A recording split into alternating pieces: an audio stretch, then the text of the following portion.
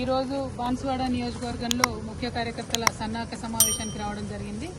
దాంతోపాటు మరి బాన్సువాడను బంగారువాడగా చేస్తూ దాదాపు 10 నుంచి 12,000 కోట్ల పైచిలకు అభివృద్ధి కోసం మనము నిధులు ఇక్కడ గత 10 సంవత్సరాల్లో ఖర్చు చేయడం జరిగింది.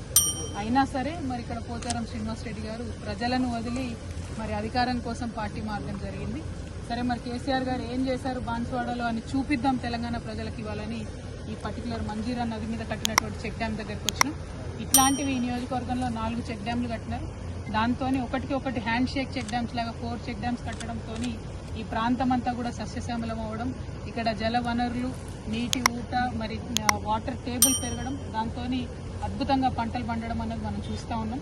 తెలంగాణకు కేసీఆర్ గారు ఇట్లాంటి శాశ్వతంగా నిలబడిపోయేటటువంటి పనులను చేయడం జరిగింది. దూరదృష్టితో కూడినటువంటి పనులను చేయడం జరిగింది.